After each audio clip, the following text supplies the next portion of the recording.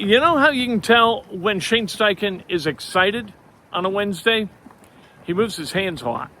When he moves his hands a lot, he's genuinely excited about the game coming up the next week. That's his tell. Everybody's got a tell. You had Teddy KGB in Rounders, right? Unscrewing the Oreos and that kind of thing. That was his tell. The tell for Steichen is hand gestures. When he's excited, those hands are flying. And today they flew. And they flew because of Sauce Gardner. Sauce Gardner coming over to the Colts from the Jets. He is really excited about the acquisition of this football player. Here's Steichen talking about Sauce Gardner, talking about the challenge of beating the Falcons in Germany this Sunday morning.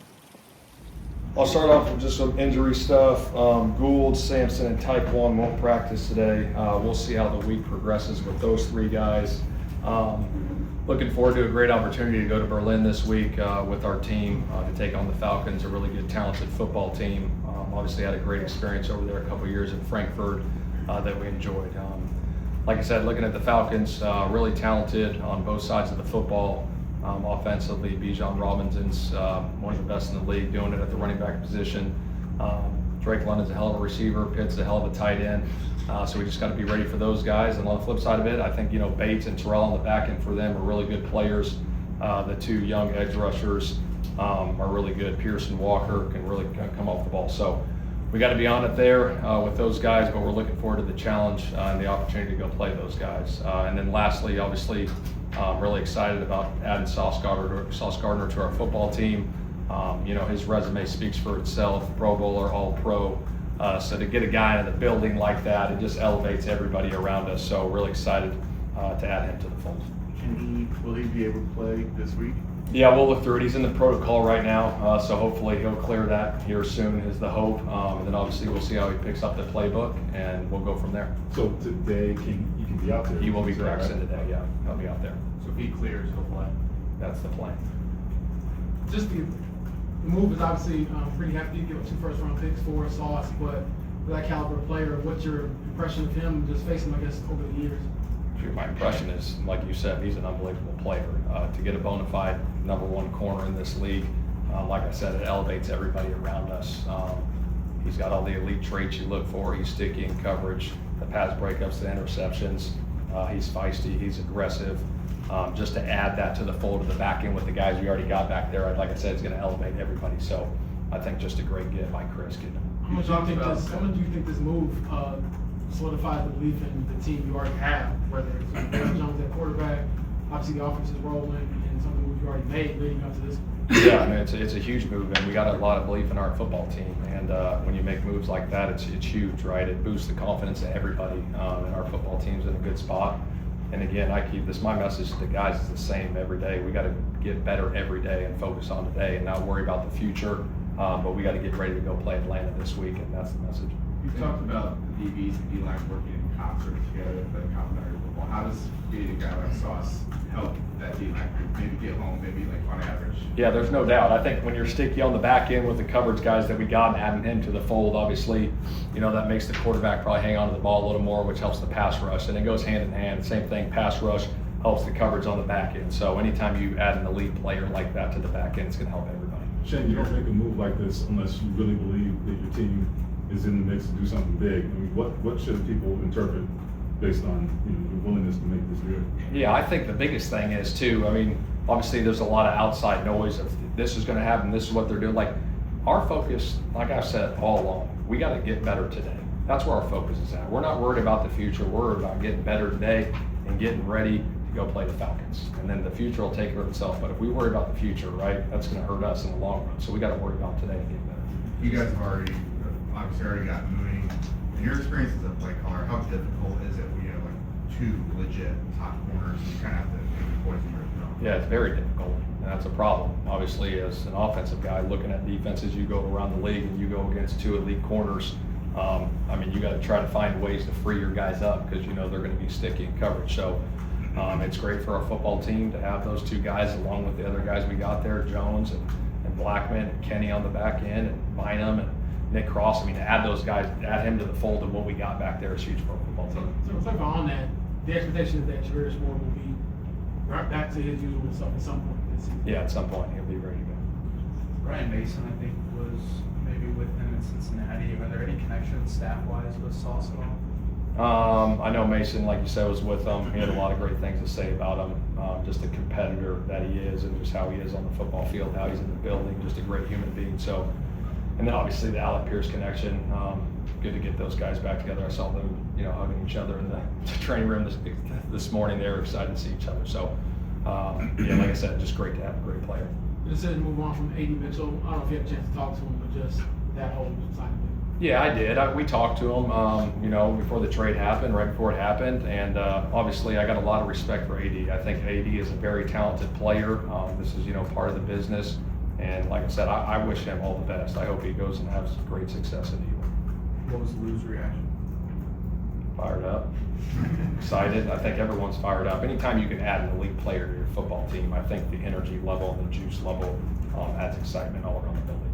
We're only a few days into the week, but how have you seen guys respond since such an uncharacteristic loss on Sunday? Yeah, they've been great. I think even the team meeting after the loss, just going over the game review with the guys, the energy, they were still upbeat. Obviously, we got to control the controllables like we talked about, take care of the football, those different things, but control what we control, have a great week of preparation, and go get ready for Atlanta.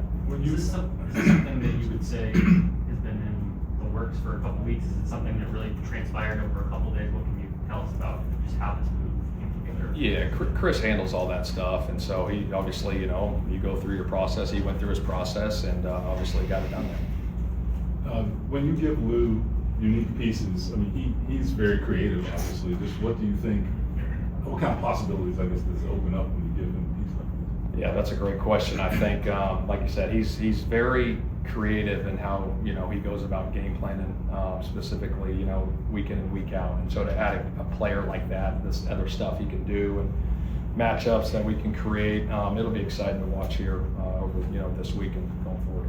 What goes into keeping the schedule normal when there's an overseas trip involved? Yeah, I mean, we try to keep it as normal as possible. Like today's our normal Wednesday, tomorrow's our normal Thursday, and then obviously when we get out there, there'll be little adjustments here and there, but as far as the meetings go and the practice and stuff, we try to keep it as normal as possible. That way, we're laser focused. I told our guys this morning, like, where our focus goes, our energy flows. And we got to have a great focus so we have great energy so we can go out and perform, on Sunday at a high level. Shane, you're on the world stage, obviously, this week. What do you hope the world learns about the Colts? There's obviously a lot of eyes outside of America watching this. Yeah, I think anytime you go overseas and play in a different country, it's great for the National Football League in general. Obviously the game is evolving. It's becoming an international game. You see players coming in from the NFL from all over the place now. And I think it's a great opportunity for our organization. I think it's a great opportunity for the NFL just to see how big, the NFL is becoming on a global stage. So I think it's going to be great to get over there and go in front of fans. I know they wear all types of different jerseys. I'm sure there's going to be whistles and bells and all that different things. And, it's going to be a real exciting, great experience for our team. Shane, I know there are some steps for Sauce to clear to be available for Sunday. Given how complex with Lou's scheme is, what are the things that he's going to have to do to get up to speed with this defense to potentially play a game? Yeah, I think really it just comes down to the comfortability with the calls and all those. Obviously, he's in meetings and getting it all locked in right now, and then we'll go out to practice, see how he adapts. But again, a smart player, I mean, you're an all-pro, a Pro Bowler, you're probably pretty smart and you probably understand football pretty good. So I think he'll pick it up well. What are the aspects of his game that maybe both impress you the most and also you feel like fit well with the other guys that you have in that secondary and their strengths? Yeah, I think his coverage is elite.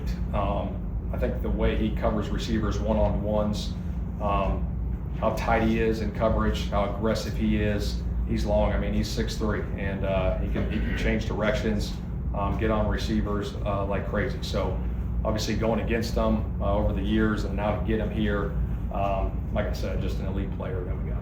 Could you sense his perhaps level of excitement just having this opportunity to come here? Yeah, I mean, had a chance to talk to him on the phone yesterday. We texted back and forth a little bit, talked to him just a little bit this morning, but I think he's excited for a new chapter, in his career and being around the guys that we got. Like I said, adding him to the fold, I think he's excited. And what do you remember about when Chris first told you that it was possible that Sauce was coming in? Pure excitement. I mean, to get an elite player, I think anytime you can get an elite player in this league to help your football team win it, like I said earlier, it elevates everybody.